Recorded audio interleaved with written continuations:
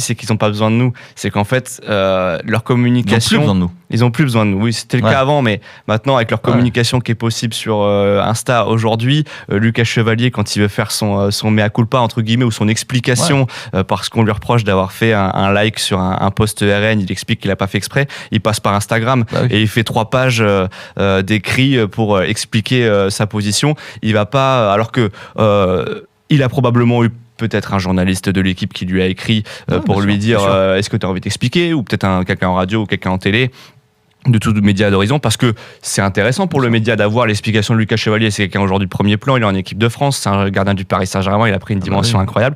Mais aujourd'hui, effectivement, ils ont cette possibilité-là de communiquer comme ils veulent.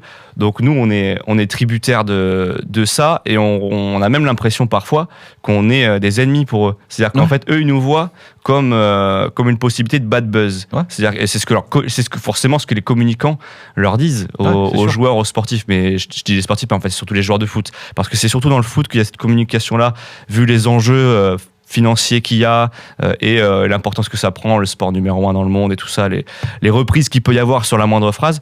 Eux, ils voient un interview comme une possibilité de dire la mauvaise phrase. Donc c'est ça qui fait qu'à la fin, ils se méfient. Et surtout, ils voient la possibilité qu'on te pose une question qui dérange. Bien sûr. Tu vois, c'est-à-dire que Chevalier, évidemment, dans ses explications, il explique qu'il a ripé, que c'est pas fait exprès, que son éducation est ainsi faite qu'il pense pas rejoindre les valeurs du RN, etc. Ça, moi, j'ai pas de souci, j'y crois, il y a pas de problème.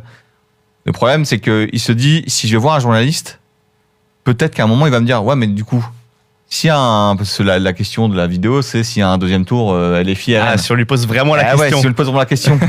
Et il aurait botté en touche, on l'aurait fait 2 mois probablement. Mais bon, c'est quand même chiant à répondre. Et que derrière, on va dire, bon, s'il répond pas, c'est qu'en fait, si c'est ni l'un ni l'autre, c'est que c'est forcément un des deux. Toi, ça peut être tourné en